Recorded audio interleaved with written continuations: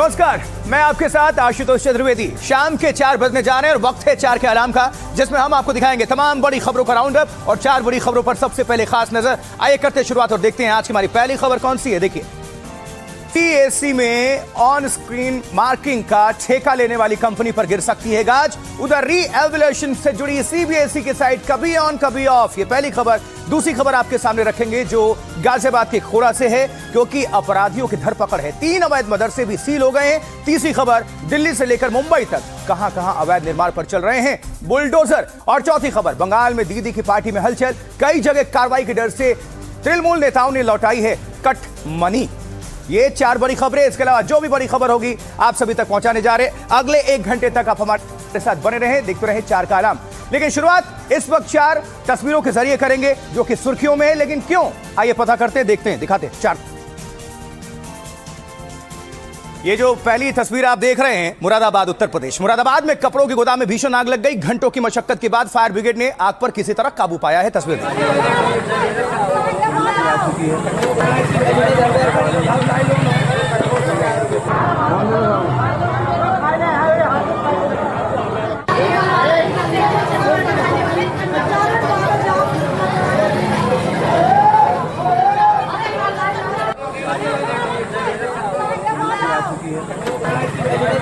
चलिए, उत्तर प्रदेश मुरादाबाद कपड़ों की गोदाम में भीषण आग। आगे बढ़ते हैं दूसरी तस्वीर बिहार से। बिहार के समस्तीपुर में पुलिस की गाड़ी पर गिरा विशाल पेड़। पुलिस कर्मी और ड्राइवर घायल हैं। कैदियों को लेकर कोर्ट जारी थी गाड़ी। ये देखिए कैमरे में कैद।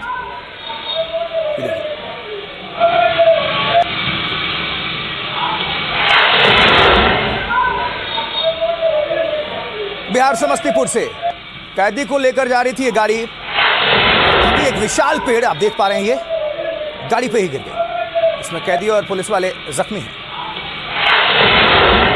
इसमें कैदियों को लेकर ये गाड़ी कोर्ट जा रही थी। तीसरी तस्वीर, राजस्थान के बारा में तेज रफ्तार ट्रक अनियंत्रित होकर पलट गया और चालक ने कूदकर किसी तरह अपनी जिंदगी बचाई। ये देखिए, ये देखिए, एकाएक सामने पशु आए, गाड़ी अनियंत्रित हुई। ये देखिए, ये देखिए, एक छोटा सा पुलिया जैसा है, वहीं पर कुछ गाय सड़क क्रॉस करने के चक्कर में होंगी या बीच में खड़ी होंगी, इसको दूर से दिखी नहीं, लेकिन ड्राइवर ने किसी तरह से अपनी जिंदगी बचाई। ट्रक ये देखिए अनियंत्रित पूरी तरह से। चलिए बढ़ते हैं आगे। चौथी तस्वीर भी राजस्थान से ही। वहां ब्यावर में आवारा कुत्तों का आतंक देखने को मिला। कुत्तों के झुंड ने बच्चे पर हमला बोल दिया और स्थानीय लोगों ने किसी तरह से इसकी जिंदगी बचाई। ये देखिए कैमरे में कैद से।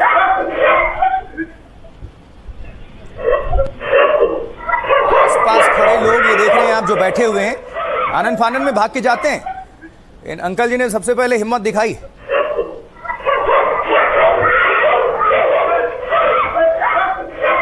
ये देखिए, कई सारे कुत्ते इस बच्चे पर चूट पड़ते हैं। ये बचने की कोशिश करता है और अच्छी बात यह रही कि कार से ये इस तरफ आया और इन लोगों की नजर पड़ गई, फिर भगाया गया।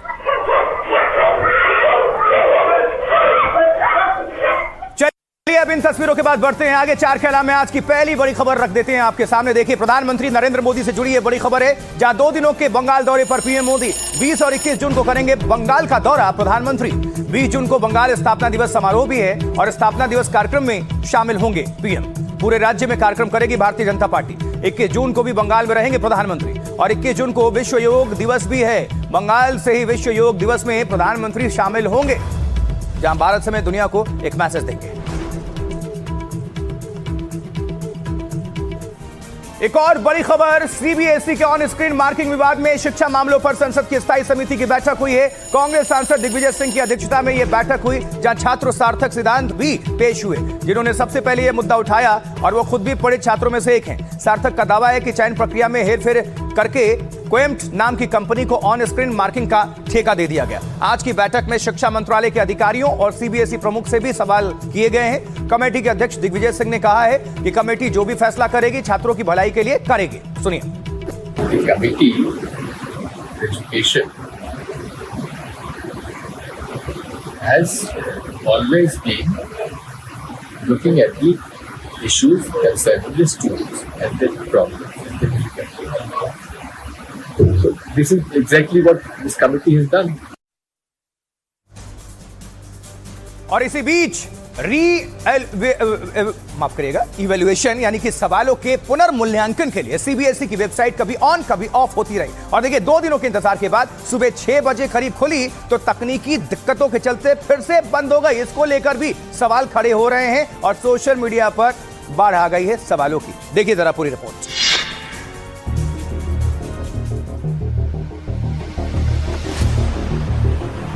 सीबीएसई परीक्षा में ऑन स्क्रीन मार्किंग में गड़बड़ी ने कई छात्रों को परेशान कर दिया है। कम अंक आने से नाखुश कई छात्र जल्द से जल्द आंसर शीट का पुनर्मूल्यांकन चाहते हैं। इसके लिए सीबीएसई की वेबसाइट आज सुबह आखिरकार खुली, लेकिन करीब 3 घंटे बाद फिर उसमें तकनीकी दिक्कत की शिकायतें आनी शुरू हो गयी। इन्होंने अपना पूरा फिलअप कर दिया, अपनी सारे जानकारी जो है। अब ये साइन इन करेंगे। साइन इन करिए। अब ये देखिए, जैसे ही साइन इन कर रही हैं ये फेल्ड आ रहा है, यानी कैप्चा एक्सपायर्ड। और ये सिर्फ 1-2 बार नहीं, अभी हम लोगों ने इनसे इसको दिखाने से पहले भी कई बार ये प्रोसेस करवाया। कितने बार आप इसको भर चुकी हैं? अभी मैंने 3 बार ही भरा था। एंड उससे पहले भी मैंने ट्राई किया था, तो सेम प्रॉब्लम आ रही है। तो लाइक कभी साइट रुक जा रही है एंड कभी ये ग्लिच आ रहा है, कभी क्रेडेंशियल्स में प्रॉब्लम आ रही है, जबकि मेरी क्रेडेंशियल्स मैंने चेक किए हैं and they are right, but still वही इशू आ रहा है। मेरा पोर्टल नहीं खुल रहा था और पेमेंट का भी इशू दिखा रहा था। देखिए सीबीएसई के ओएसएम विवाद के कारण इंजीनियरिंग परीक्षा देने वाले छात्र परेशान हैं।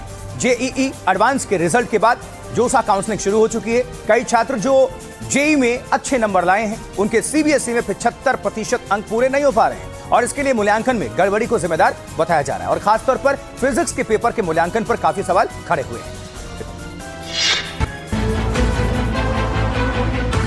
ऑन स्क्रीन मार्किंग में गड़बड़ी के कारण इंजीनियरिंग में प्रवेश के इच्छुक छात्र खास तौर पर परेशान हैं। जेईई से जुड़ी जोसा काउंसलिंग शुरू हो चुकी है और कई छात्रों के प्रवेश के लिए जरूरी न्यूनतम 75% अंक नहीं आए हैं और इसके लिए वो मार्किंग को दोष दे रहे हैं। छात्र ही नहीं, शिक्षक भी सवाल कर रहे हैं। खास तौर पर फिजिक्स की मार्किंग को लेकर सवाल सबसे ज्यादा है। केमिस्ट्री में 1000 से ऊपर 100, फिजिक्स में 1200 से ऊपर, 100 में से 1000 से ऊपर बच्चों के हैं। मैथ्स में 1200 से हैं, अकाउंट्स में 1437 के हैं। लेकिन जब फिजिक्स में आते हैं तो खाली 96। इतना वेरिएशन नहीं हो सकता रिजल्ट में। 96 और 1000 प्लस में बहुत फर्क होता है। फिर आइए कंपार्टमेंट में, 1,63,800 कंपार्टमेंट है पूरे भारतवर्ष में और उसमें 94,519 फिजिक्स में। 58% बच्चे फिजिक्स में फेल हैं। देखिए सीबीएसई की गड़बड़ी के कारण कई छात्रों के अंक उम्मीद से कम आए हैं उनके और कई छात्रों को डर है कि पुनर्मूल्यांकन पूरा होने से पहले कहीं इंजीनियरिंग के एडमिशन की काउंसलिंग ही खत्म ना हो जाए। और सुनते हैं अब ऐसे ही कुछ छात्रों की चिंताओं को, वो क्या सोच रहे हैं, सुनिए। ये सब बच्चे हैं, बहुत मेहनत करने वाले बच्चे हैं, 2-2 साल से अपने जीवन को बनाने के लिए लगे हैं। बेटा ये बताओ कि क्या परेशानियां हो रही हैं आप लोगों को? सर सबसे पहली बात तो मैं जितना एक्सपेक्ट कर रही थी अपने 12th क्लास के स्कोर में, वो बहुत ही डाउन चला गया। एंड ये ओएसएम चेकिंग के कारण बहुत सी कॉपियाँ जो है वो ब्लर भी आई हैं और जब मैं उसको अप्लाई कर रही थी फ़ोटोकॉपी के लिए तो साइट खुल नहीं रही थी। ऑलमोस्ट 90% एक्सपेक्ट कर रही थी, बट वो एक्सपेक्टेशंस के अकॉर्डिंग मेरे मार्क्स नहीं आए, जस्ट बिकॉज कि इनका ओएसएम मार्किंग की वजह से। एंड जब हमने फ़ोटोकॉपी के लिए अप्लाई किया तो उसमें फिर साइट क्रैश हो रही थी, लॉगिन ही नहीं हुआ। बेसिकली स्टूडेंट एक वॉल पे बैठा है कि काउंसलिंग भी शुरू हो रही है बट रिजल्ट भी पूरे नहीं आ रहे हैं। ऊपर से बहुत सारी प्रॉब्लम्स भी क्रिएट हो रही हैं रिवैल्यूएशन को लेके, साइट ओपन नहीं हो रही, क्रैश हो रही है। जैसा कि कल जेईई एडवांस का रिज़ल्ट आया है और आज से काउंसलिंग चालू हो गई है और रिज़ल्ट अभी ये सीबीएसई वालों के जो है, हम लोग ये पढ़ रहे हैं 12th में, हम लोगों ने पेपर दिया। मैं बहुत अच्छा एक्सपेक्ट कर रही थी अबव 95, पर मेरे 90 भी नहीं आए हैं और ये मेरा फ्यूचर का सवाल है। अनफेयर होता ना कि जैसे 2 साल से हम लोग कर रहे हैं अब और पता चलता है कि कोई और ऑलरेडी ऐसे बाय करके लिया और वो सब, तो थोड़ा अनफेयर लगता है कि ये कैसे करें इन लोग ने। तो वही डीमोटिवेशन तो है, क्योंकि मतलब 2 साल से कोई भी बच्चा अगर प्रिपेयर कर रहा है और सिर्फ बस ओएसएम की दिक्कत से जो कॉपी ब्लर आ रही है उसकी वजह से तो दिक्कत तो होती है। इस बीच ऑन स्क्रीन मार्किंग में गड़बड़ी को लेकर कांग्रेस की छात्र इकाई आज दिल्ली हाईकोर्ट चली गई। क्वेम्ट नाम की कंपनी को ऑन स्क्रीन मार्किंग का ठेका देने पर सवाल उठाया। उधर विपक्ष ने भी इस मुद्दे पर सरकार को घेरा है। सीबीएसई परीक्षा की ऑन स्क्रीन मार्किंग में गड़बड़ी के आरोपों को लेकर कांग्रेस का छात्र इकाई एनएसयूआई दिल्ली हाई कोर्ट चली गई है। विवाद की निष्पक्ष जांच और दोषियों पर कार्रवाई की मांग की गई है। उधर सूत्रों के मुताबिक शिक्षा मंत्रालय ने मामले में कोएम्प्ट नाम की कंपनी को ऑन स्क्रीन मार्किंग का ठेका देने पर सवाल उठाए हैं। ट्रेडर की प्रक्रिया और अन्य दस्तावेज मंगाए गए हैं। जांच में गड़बड़ी पाए जाने पर संबंधित अधिकारियों के खिलाफ कार्रवाई की जाएगी। उधर विपक्ष का आरोप है कि सरकार कोई भी इम्तिहान ठीक से नहीं करा पा रही है। कौन सी परीक्षा सही हो रही हो तो बताओ। राहुल गांधी जी सही कह रहे हैं। कौन सी परीक्षा है जो ठीक ढंग से हो रही है? एक नया मसला खड़ा हुआ है सीबीएसई का, इसमें भी वहाँ भी धांधली चल रही है, वहाँ भी बड़े पैमाने पर भ्रष्टाचार हो रहा है। संसद की स्थायी कमेटी की आज फिर बैठक हुई। बैठक में शिक्षा मंत्रालय और सीबीएसई प्रमुख को भी बुलाया गया। देखिए, ऑन स्क्रीन मार्किंग में गड़बड़ी का सवाल सबसे पहले 12वीं के एक छात्र सार्थक सिद्धांत ने उठाया और जैसा हमने पहले बताया कि सार्थक को शिक्षा मामलों से जुड़ी संसद की स्थायी समिति की बैठक में आज बुलाया गया। हमारी सहयोगी तनिष्का दत्ता ने 12वीं के छात्र सार्थक सिद्धांत से पूछा कि ऑन स्क्रीन मार्किंग का काम संभालने वाली कंपनी कोएम्प्ट पर सवाल क्यों उठ रहे हैं। सुनिए पूरी रिपोर्ट। सीबीएसई ने टेंडर निकाला, रिक्वेस्ट फॉर प्रपोजल निकाला, तो मेरे पास 2 रिक्वेस्ट फॉर प्रपोजल हैं। 2 मई 2025 का जो टेंडर कैंसिल हो चुका है और 28 अगस्त 2025 का जिसमें कोएम्प्ट एजुटेक जीती है। इन दोनों आरएफपीज को कंपेयर करके मैंने कुछ पॉइंट्स निकाले हैं, कुछ डिफरेंसेस निकाले हैं कि क्या क्या डिफरेंस है और क्या क्या कुछ कंसर्निंग डिफरेंस है जो कोएम्प्ट एजुटेक के लिए बेनिफिशियरी है। जी बिल्कुल, बताएं हमें सार्थक कि क्या डिफरेंसेस आपको मिले हैं। मैम, सबसे बड़ा डिफरेंस मिला पुअर परफॉर्मेंस में। पहले वाले आरएफपी में 3 क्लॉजेस थे जिसमें रिकॉर्ड ऑफ पुअर परफॉर्मेंस था कि मतलब अगर कंपनी का खराब परफॉर्मेंस रहा है तो उन्हें डिस्क्वालीफाई कर दिया जाएगा। और नए टेंडर में नया आरएफपी रिलीज हुआ उसमें ऐसे कोई क्लॉजेस नहीं थे। उससे ये सारे क्लॉजेस वाइप आउट कर दिए गए थे, हटा दिए गए थे, पूरी तरीके से हटा दिए गए थे। दूसरा जो मुझे इंटरेस्टिंग पॉइंट लगा वो है कि पहले टेंडर में एक क्लॉज था जिसमें कंपनी डिस्क्वालीफाई हो जाती वो अगर वो अर्लियर ब्लैकलिस्टेड रहती तो। जी। नए टेंडर में उसे करेंटली ब्लैकलिस्टेड कर दिया गया है। मतलब सीबीएसई को अचानक से ऐसे लोग पसंद आने लगे जो पहले ब्लैकलिस्ट हो चुके थे। तो सार्थक खुद भी पढ़े थे और इनको ये गए और हमारी सहयोगी ने इनसे बातचीत की। अब एक और डिटेल्स जो इससे जुड़ी हुई पूरी खबर से आपको हम बता देते हैं, सामने रख देते हैं किस तरह से शुरू हुआ और अब कहां तक ये मामला पहुंचा। इसको लेकर हंगामा भी चल रहा है। आप समझिए जरा कि माना जा रहा है ये कि 12वीं के जो नतीजे हैं उसको लेकर गिरी सीबीएसई कुछ सख्त कदम अब उठा सकती है। कैसे? देखिए, दोषी पाए जाने वाले पर सीबीएसई हैदराबाद स्थित कंपनी कोएम्प्ट एजुटेक जो प्राइवेट लिमिटेड है, ये कंपनी जिसको एजेंसी को दिया गया है उस पर पेनल्टी ठोका जा सकता है। सूत्र बता रहे हैं कि सीबीएसई ने अब तक करीब 5000 उत्तर पुस्तिकाओं की पहचान की है जो तस्वीर स्कैन में साफ नहीं आई है। 23 ऐसे मामले भी हैं जहां छात्रों को ऐसी स्कैन्ड कॉपी मिली जो दूसरे छात्रों की उत्तर पुस्तिकाएं थी दूसरों की। सीबीएसई ने पहली बार 12वीं की उत्तर पुस्तिकाओं की जांच में पूरी तरह से डिजिटल मूल्यांकन सिस्टम का इस्तेमाल किया और इसके लिए 18 लाख छात्रों को 98 लाख उत्तर पुस्तिकाओं को स्कैन किया गया। सूत्र बता रहे हैं कि सीबीएसई की कमेटी यह आकलन कर रही है कि स्कैनिंग में कुल कितनी खामियां थी या गलतियां पाई गई हैं। ऑन स्क्रीन मार्किंग सिस्टम में उत्तर पुस्तिकाओं को स्कैन करके डिजिटल इमेज में बदला जाता है और परीक्षक कंप्यूटर स्क्रीन पर उनकी जांच करते हैं। एक और बड़ी खबर आ रही है, वो आपके सामने रख दे। देखिए, सीबीएसई पोर्टल पर साइबर अटैक, रीवैल्यूएशन साइट पर साइबर अटैक हुआ है। ये बड़ी खबर, ब्रेकिंग न्यूज। 2 मिनट में 15 लाख हिट्स दर्ज हुए हैं। 1 लाख से ज्यादा अनाधिकृत एक्सेस ट्राई हुआ है। पोर्टल पर 8000 से ज्यादा यूजर्स एक्टिव हुए। तो ये बड़ी खबर, ब्रेकिंग न्यूज सीबीएसई मामले से जोड़कर ही, क्योंकि सीबीएसई पोर्टल पर साइबर अटैक की खबर मिल रही है जहां रीवैल्यूएशन साइट पर साइबर अटैक हुआ और 2 मिनट में 15 लाख हिट्स दर्ज हुए हैं। 1 लाख से ज्यादा अनाधिकृत जो हैं एक्सेस ट्राई हुए।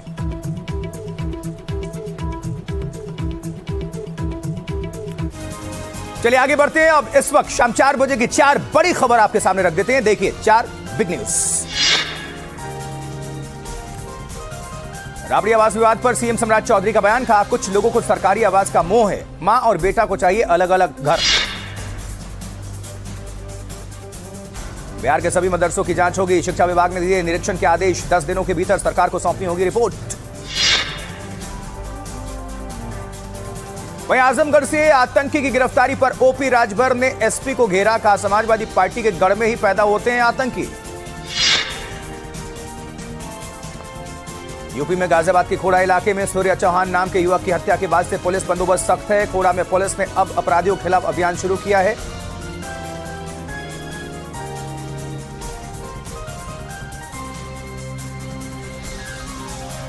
चलिए लगातार बड़ी खबर आप सभी तक पहुंचा रहे हैं।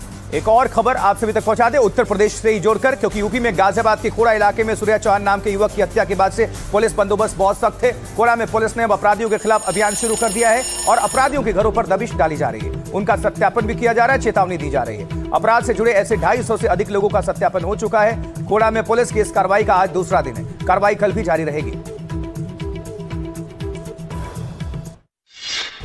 गाजियाबाद के खोड़ा में पुलिस का सख्त बंदोबस्त।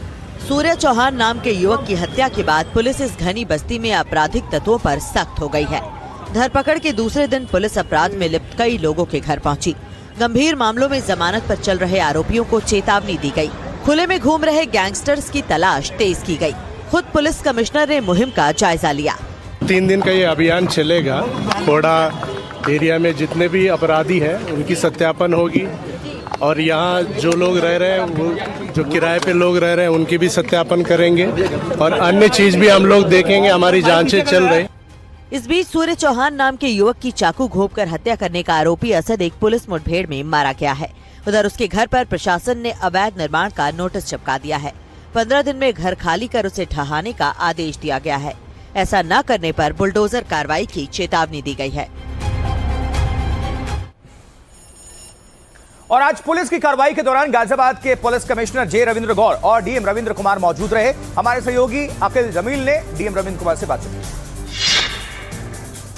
इसके साथ में कल से यहाँ पे ऑपरेशन क्लीन स्वीप चलाया गया है, जिसके अंतर्गत जितने यहाँ पे हिस्ट्री शीटर्स हैं उन सब का वेरिफिकेशन किया जा रहा है। जितनी प्रॉपर्टीज़ पे यहाँ पे अलग अलग एक्टिविटीज़ चल रही है, व्यवसायिक गतिविधियाँ चल रही हैं, अन्य गतिविधियाँ चल रही हैं, सभी का वेरिफिकेशन कराया गया है। कितने सारे हिस्ट्री शीटर्स को अब तक आइडेंटिफाई किया जा चुका है जिला प्रशासन के द्वारा? 14 हिस्ट्री शीटर हैं जिन्हें आइडेंटिफाई किया गया है और उनके द्वारा जो यहाँ पे संपत्ति बनाई गई है उसको भी देखा जा रहा है। अवैध गतिविधि से अगर कोई आय अर्जित की गई है, उसके द्वारा संपत्ति बनाई गई है, तो उस पर भी कार्रवाई होने की संभावना। अवैध रूप से कई सारे ऐसे मदरसा भी जो है चलाए जा रहे हैं, उस पर क्या एक्शन लिया गया है जिला प्रशासन? देखिए, कल सत्यापन के दौरान 3 ऐसे मदरसे मिले हैं जो कि अवैध रूप से संचालित है, जिनके मदरसा बोर्ड में पंजीकरण नहीं है। अल्पसंख्यक कल्याण विभाग उसमें पुलिस के साथ में मिलकर आज कार्रवाई करेगा। उसमें उनकी फंडिंग जो है वो कहाँ से हो रही थी? उन मदरसों की फंडिंग वो अभी जांच का विषय है, वो पुलिस इन्वेस्टिगेशन करेगी। जिला प्रशासन ने नोटिस भी जो है असद के परिवार को दिया है। वो 15 दिन का नोटिस दिया गया है, जो कि ऑनरेबल सुप्रीम कोर्ट की गाइडलाइन है। रीजनेबल अपॉर्चुनिटी उसमें देनी है। देखिए, खोड़ा में अवैध मदरसों की भी जांच हो रही है। अब तक 3 अवैध मदरसों का पता चला है और जिनके पास वैध दस्तावेज नहीं थे और वो गैर कानूनी तरीके से चल रहे थे। इन तीनों को सील करने की प्रक्रिया जारी है। गाजियाबाद और खासतौर पर खोड़ा में अवैध मदरसे भी अब पुलिस प्रशासन के निशाने पर हैं। पुलिस की भारी सुरक्षा बंदोबस्त के बीच ऐसे 3 मदरसों की पहचान के बाद उन्हें नोटिस देने की कार्रवाई तेज हो गई। 3 ऐसे अभी निकल के आए हैं मदरसे जिनकी मदरसा बोर्ड से कोई मान्यता नहीं है, अल्पसंख्यक कल्याण विभाग से कोई मान्यता नहीं है। उन तीनों को प्रशासन की टीम ने चिन्हित किया है और आज उसमें सीलिंग की कार्रवाई कराई जा रही है। इसी के तहत खोड़ा के लोकप्रिय मोहल्ला के मदरसा रहमानिया अरनिया पासी मुल्क पर प्रशासन के अधिकारी पहुंचे। परिसर को सील कर नोटिस चिपका दिया। नोटिस में कहा गया कि ये मदरसा मान्यता प्राप्त नहीं है और अवैध तौर पर चल रहा है, ना ही इसका रजिस्ट्रेशन कराया गया है। इसके अलावा फायर ब्रिगेड विभाग और बिजली विभाग से भी नो ऑब्जेक्शन सर्टिफिकेट नहीं मिला है, लिहाजा इसे तुरंत सील किया जाता है। अवैध मदरसों के खिलाफ प्रशासन की ये कार्रवाई फिलहाल जारी रहेगी। और अब पश्चिम बंगाल से बड़ी खबर है, जहां वंदे मातरम पर मुख्यमंत्री शुभेंदु अधिकारी का बड़ा बयान सामने आया है। सीएम शुभेंदु ने कहा है कि भारत में रहना है तो वंदे मातरम कहना होगा, सबको वंदे मातरम का सम्मान करना होगा। सीएम शुभेंदु अधिकारी 15 अगस्त 26 जनवरी का सम्मान जरूरी, उनका ये बयान। देश में रहना है तो वंदे मातरम बोलना है, देश में रहना है तो जन गण मन अधिनायक बोलना है, देश का रहना है तो 26 जनवरी और 15 अगस्त को सम्मान करना है। ये भारतीय संस्कृति है, सनातन संस्कृति है। भारत का नाम हिंदुस्तान भी है, इंडिया भी है। इसको देश में रहना चाहिए तो सब देश को जो सांस्कृतिक कल्चर उसको मान के ही चलना चाहिए। ये देश दूसरा किसी का हाथ में नहीं जा सकता है।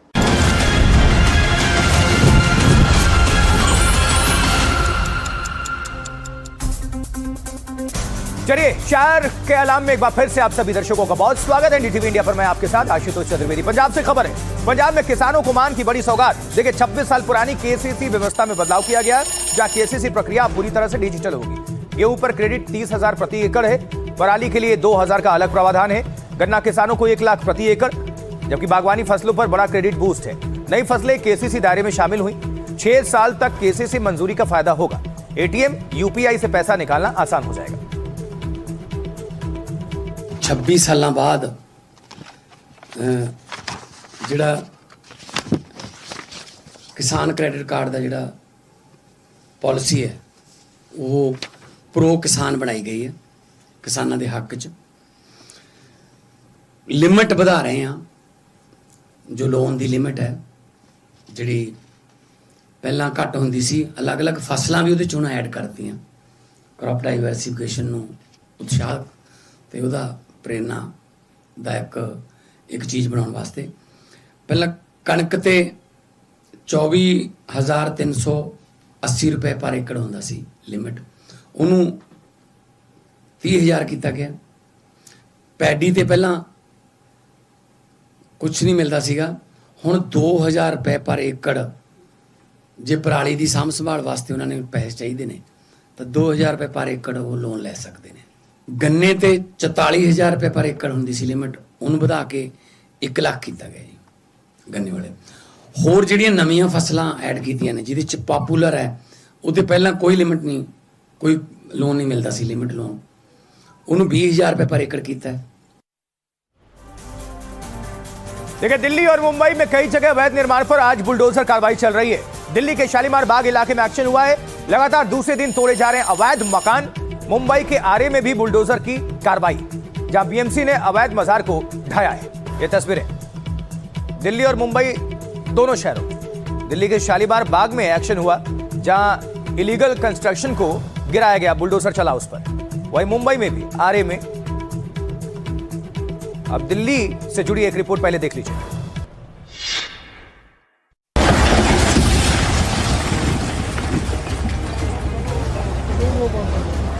शालीमार बाग इलाके में आज सुबह सुबह बुलडोजर दोबारा गरज उठे।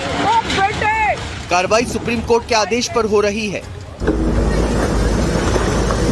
बुलडोजर चलते रहे, लोगों की आंखों के सामने उनके आशियाने मिट्टी में मिलते रहे। 2 मंजिला और 3 मंजिला मकान मलबों के ढेर में तब्दील हो गए। अतिक्रमण के खिलाफ इस कार्रवाई के दौरान मीडिया का भारी जमावड़ा था। बड़ी संख्या में पुलिस और पैरामिलिट्री फोर्स भी मौजूद थी। इन सब से बेपरवाह प्रशासन का अमला अपने फर्ज को निभाने में जुटा रहा। ये सड़क आउटर रिंग रोड को आजादपुर मंडी से जोड़ती है। इसे संजय गांधी ट्रांसपोर्ट नगर से कनेक्ट किया जाना है। अवैध घरों में रहने वालों को नोटिस जारी हुए थे। 30 मई तक मकान खाली करने का समय मिला था। उसके बाद कार्रवाई शुरू की गई।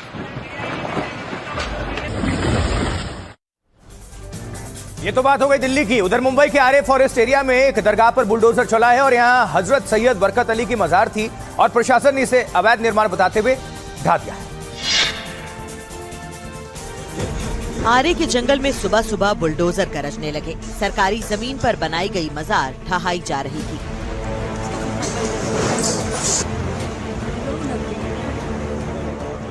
किसी भी तरह के विरोध से निपटने के लिए पूरी तैयारी थी। भारी संख्या में पुलिस के जवान मौके पर डटे थे। कार्रवाई के दौरान मजार की इंतजामिया कमेटी और स्थानीय लोग भी जमा थे। कई लोग अंदर रखा सामान हटाते दिखे।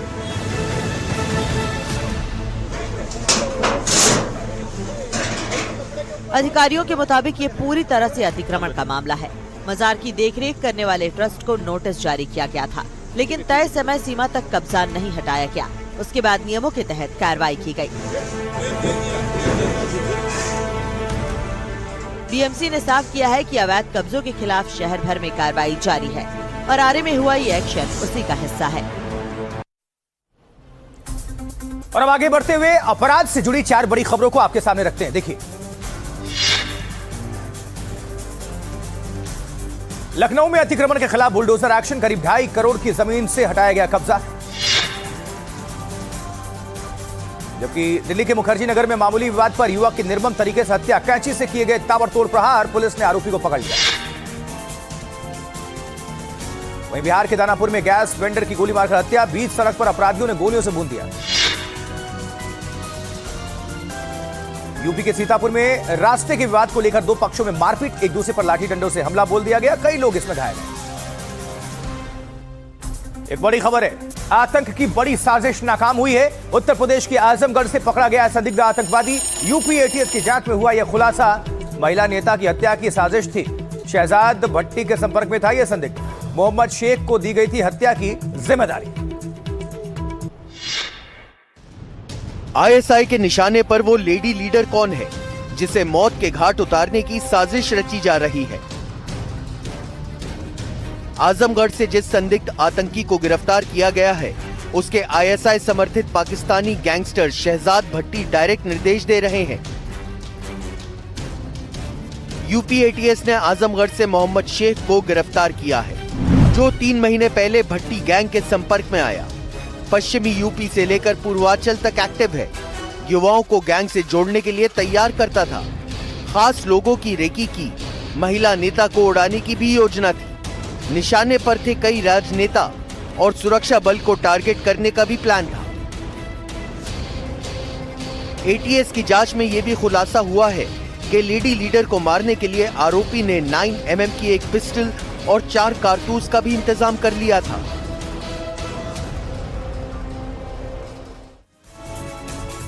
और इस बीच एटीएस ने संदिग्ध आतंकी को यूपी के आजमगढ़ से पकड़ा, तो आजमगढ़ फिर से सियासत के केंद्र में आ गया। यूपी सरकार में मंत्री ओम प्रकाश राजभर ने तो सीधे समाजवादी पार्टी पर ही हमला बोल दिया।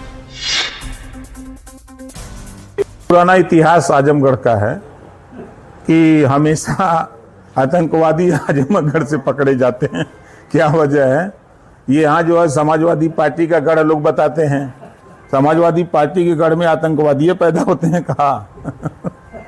एटीएस के इस कार्य पे कैसे चल रहा है? देखिए, एटीएस ने जो कार्रवाई किया हम उसकी सराहना करते हैं कि ऐसे लोग अगर पकड़े जाते हैं जो देश विरोधी गतिविधियों में लिप्त हैं, उनको कड़ी से कड़ी कार्रवाई हो। जो उन्होंने किया है उनकी हम प्रशंसा करते हैं कि उन्होंने बहुत अच्छा कदम एटीएस ने उठा करके इनको पकड़ा है। अब आजमगढ़ का नाम आने के बाद तो समाजवादी पार्टी का नाम आता है। तो समाजवादी पार्टी के लोग यहाँ जो है पनाह देते हैं, उनके जो नेता लोग हैं, तभी न वो यहाँ रह रहे हैं। अब जितने भी आतंकवादी हैं हम आए हैं, सब एक एक पकड़ के निकालेंगे यहाँ से, सब यहाँ से चले जाएंगे। देखिए, उत्तर प्रदेश के आजमगढ़ से जिस संदिग्ध आतंकी को पकड़ा गया है वो सीधे पाकिस्तान में बैठे आईएसआई के नए गुर्गे शहजाद भट्टी के संपर्क में था। शहजाद भट्टी एक यूट्यूबर से कैसे आईएसआई का चहेता बन गया, ये भी समझ लीजिए जरा। देखिए, पाकिस्तान का सोशल मीडिया इन्फ्लुएंसर स्थानीय अपराधी गैंगस्टर के संपर्क में आया। शहजाद आईएसआई का हाइब्रिड मोहरा, सोशल मीडिया के जरिए युवाओं का ब्रेन वॉश करता था। ये सोशल मीडिया पर भड़काऊ बातें करता था, दुबई के वर्चुअल नंबरों से ये बातचीत करता था, भारत के अलग अलग इलाकों के रेकी का जिम्मा ये देता था और आईएसआई अंडरवर्ल्ड गठजोड़ का मास्टरमाइंड लॉजिस्टिक्स के लिए नेपाली नागरिकों का इस्तेमाल करता था और दुबई रूट से ये करता है फंडिंग। ये है पूरी कुंडली। चलिए अब खेल जगत से जुड़ी 4 बड़ी खबरें आपके सामने। खराब रोशनी की वजह से नहीं रुकेगा टेस्ट मैच, आईसीसी ने गुलाबी गेंद के ट्रायल की मंजूरी दी। वनडे में हेड कोच मैदान पर जा सकेंगे। आईपीएल 2027 के पहले मैच से सस्पेंड हुए टीम डेविड, फाइनल में अंपायर की तरफ फेंका था आइस बैग। 44 साल की उम्र में फिर से कोर्ट पर लौटेंगी सेरेना विलियम्स, 4 साल बाद प्रोफेशनल टेनिस में वापसी। आईसीसी ने क्रिकेट कनाडा की सदस्यता को सस्पेंड कर दिया। खिलाड़ियों पर असर नहीं होगा, काउंसिल की फंडिंग से खेलेंगे टूर्नामेंट। बड़ी खबर है, दिल्ली में फिर से सनसनीखेज वारदात। उस्मानपुर में नाबालिग की चाकू मारकर हत्या। 17 साल के युवक अभिषेक की चाकू से गोदकर निर्मम हत्या हो गई। हमलावरों ने नाबालिग को घेरा है और चाकू से किए ताबड़तोड़ प्रहार। गंभीर रूप से घायल होने के कारण अभिषेक ने मौके पर ही दम तोड़ दिया। सीसीटीवी कैमरों के आधार पर आरोपी की तलाश जारी। अल्लाह अभिषेक के ढूंढना, ये हमारा लड़का नहीं है, वो हमारा लड़का नहीं है, हमारा अभिषेक नहीं है। तो चलो ना अभिषेक के पास। माँ को अभी भी यकीन नहीं है कि उसका बेटा अब इस दुनिया में नहीं है। वो बेसुध है, उसका कलेजा फट चुका है, क्योंकि उस्मानपुर थाने के पंजाबी कॉलोनी की गली में 10 से 12 हमलावरों ने 17 साल के अभिषेक को चाकुओं से गोदकर मार दिया।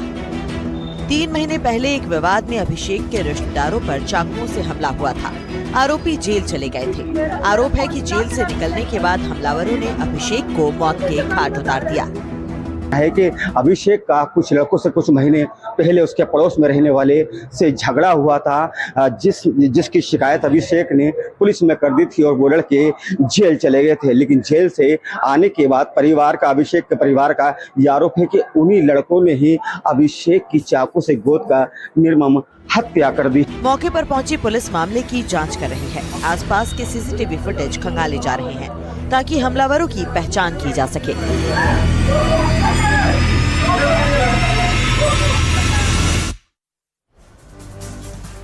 देखिए, दिल्ली के ही न्यू उस्मानपुर में बदमाशों ने एक कारोबारी पर फायरिंग कर दी और हालांकि कारोबारी सुरक्षित है, लेकिन एक बच्चा, ये जो दिख रहा है, पैर में गोली लगने से ये घायल बताया जा रहा है। पूरी खबर आपके सामने रख देते हैं, नजर डालिए।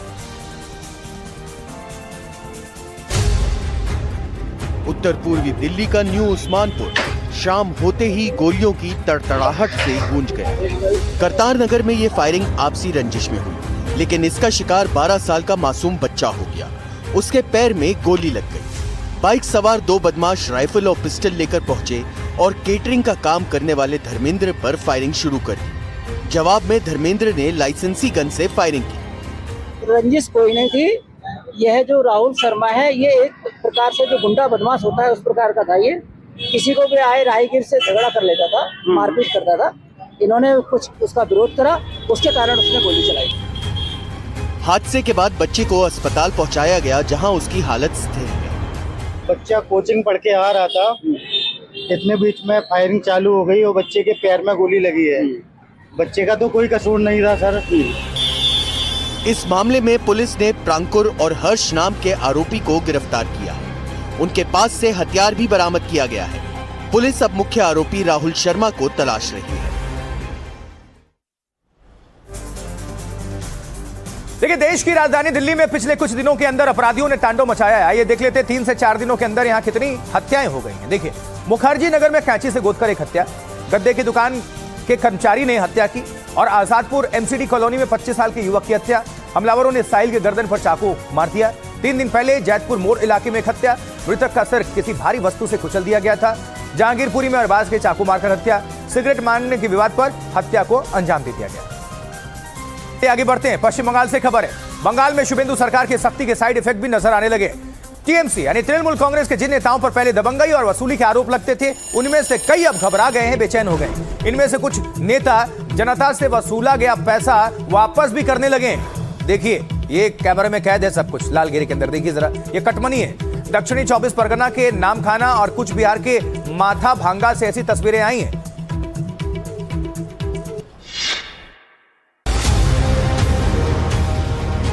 जनता को पैसे बांट रहा ये शख्स तृणमूल कांग्रेस का स्थानीय नेता है।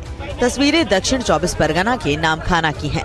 आरोप है कि उसने प्रधानमंत्री आवास योजना के तहत 45 लोगों से मकान दिलाने के नाम पर 5-5 हजार रुपए कट मनी लिया। लेकिन शुभेंदु सरकार आते ही टीएमसी के ऐसे नेता घबराए हुए हैं, लिहाजा कोई कार्रवाई हो उससे पहले ही उसने लोगों को पैसे लौटाने शुरू कर दिए। उधर बंगाल के कूच बिहार के माथा भांगा में भी ऐसी ही तस्वीरें सामने आई। पाचागढ़ ग्राम पंचायत के तहत आने वाले स्कूल में एक व्यक्ति जनता को उसके पैसे लौटाता नजर आया। ये शख्स तृणमूल के स्थानीय प्रभावशाली नेता का पिता है। इस पंचायत सदस्य का आरोप है कि हाउसिंग स्कीम और जमीन विवाद सुलझाने के नाम पर उसने लोगों से पैसे लिए थे। उस पर डराने, धमकाने और वसूली के भी आरोप लगे। लेकिन अब शुभेंदु सरकार का डर ऐसा है कि बेटे की ओर से पिता को पैसे चुकाने पड़ रहे हैं। ये बदलता बंगाल और इस बीच तृणमूल कांग्रेस की अध्यक्ष ममता बनर्जी आज सेंट्रल कोलकाता में दिन भर के धरने पर हैं और विधानसभा चुनाव नतीजों के बाद तृणमूल कार्यकर्ताओं और नेताओं पर हमले के विरोध में ममता धरने पर हैं। पिछले ही हफ्ते ममता के भतीजे और तृणमूल महासचिव अभिषेक बनर्जी पर हमला हुआ था। ममता बनर्जी का कहना है कि वो बीजेपी के खिलाफ लड़ती रहेंगी। वैसे ममता बनर्जी के इस धरने में एक खास बात यह है कि उनके आसपास वैसी भीड़ नहीं उमड़ी जैसी आमतौर पर रहा करती थी। इसे चुनाव नतीजों का साइड इफेक्ट माना जा रहा है। इससे पहले ममता बनर्जी ने कल अपने विधायकों की बैठक रद्द कर दी थी, जब 3/4 विधायक बैठक में पहुंचे ही नहीं थे। उसको देखने के लिए वर्तमान का चाल लड़का गया था। इसमें एक सेनेरी भी था, वो लोगों को उधर में अरेस्ट कर दिया। एक बात सोचिए, जो बीजेपी स्टेट में है ना, आप अगर घूमने भी जाओगे तो इधर से पता दे देता है आपका फोन ट्रैक करके और उधर में ही आपको अरेस्ट कर लेता है।